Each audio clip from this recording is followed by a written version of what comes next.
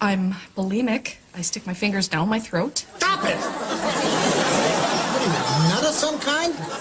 Don't do that. Well, I have self-destructive relationships with men. Stop it! I wash my hands a lot. That's all right.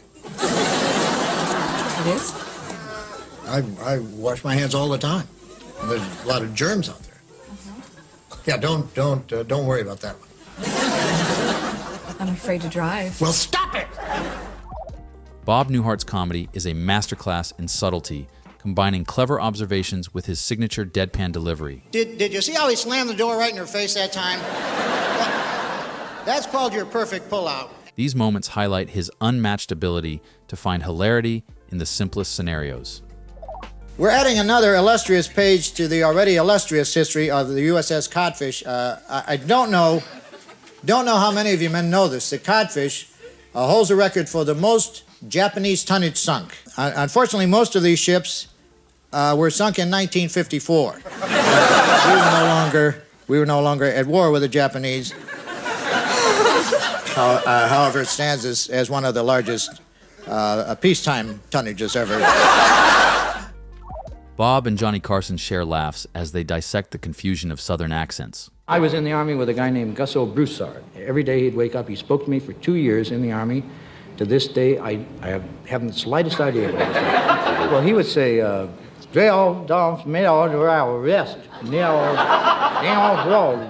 he'd say, damn right, Gus, boy, that's so true. It sounds like a tape going backwards. If he had been Paul Revere, we would still be under British rule. He would have written through Boston like, Bob hilariously instructs new bus drivers on how to perfect the habits everyone hates most. Selkirk will try situation 13, okay? You're on your route, all of a sudden a car pulls in front of you, and on the back is a sign, caution student driver learning to drive, something like that. All right. But yeah, Graham, you want to be driving? All right, Miss Selkirk, you want to pull in front of him? Let's see how Graham handles this. Excellent. He got back, I guess about 10, 15 car lengths, got it up to around 60, and then when he's right on top of her, bang, he comes down on his brakes. Could you notice how the car just kind of swerved out of control? With clever observation, Bob highlights cultural quirks between Germans and Americans. Someone once said that more funny things are said at a cocktail party in Paris than in the entire year in Germany.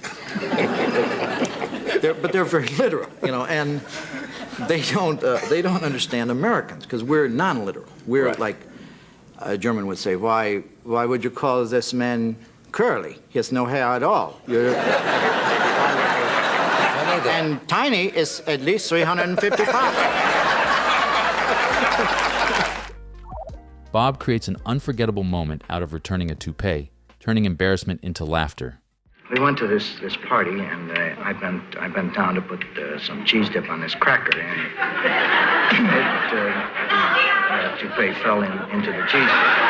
Well, that particular model is guaranteed to stay on in a hurricane. Well, I know it stays on in a hurricane, but see, we're from Iowa, and we really don't get that many hurricanes. Mainly, I want it to stay on when I go down for the cheese dip. In this rare moment, Bob delivers a sharp roast of the legendary Don Rickles.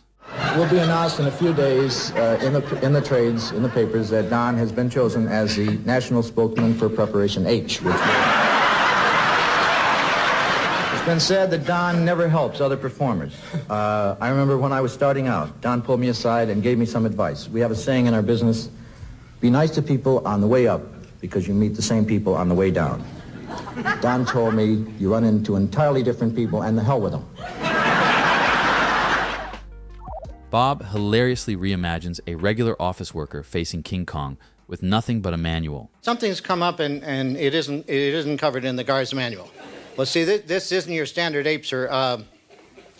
He's between 18 and 19 stories high, depending on whether we have a 13th floor or not. So I went to the broom closet and I started banging him on the toes with it, but did I try hitting him in the face with it? Well, I was going to take the elevator up to his head, sir, but see, my jurisdiction only extends to his navel.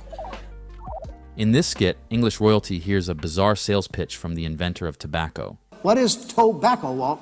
That's a sort of leaf. you bought 80 tons of it. This may come as a little bit of a surprise to you, Walt, but see, come fall here in England, Walt. Yeah, we're kind of up to our. It isn't that kind of leaf. It has a lot of different uses. Are you saying snuff? You take a pinch of tobacco, and you shove it up your nose, Walt. Bob captures the chaos of air traffic control, turning the stress of the job into comedic gold. 715, I gotta have an unidentified blip here. Blip? Yeah, listen, could you identify yourself? A Piper Cub. Where are you exactly, Piper? The Texaco station at Hollywood and Western. All right, straight out the door and look to your right. You see the big hamburger sign? Yeah, take off over that. Yeah, you can't miss us. We're the first international airport on your right. Yeah, we'll leave the lights on. Don't worry. Bob hilariously navigates a tense workplace evaluation with his signature dry humor. I notice under a Social Security number you've written, what's it to you? that was a little joke, right? It wasn't. Let's move on. Under the question, what's your least favorite part of the job, you wrote sorting mail, which seems like a kind of odd response considering that you are a mail sorter. Thanks for watching, and we'll see you on the next one. Yeah. Okay.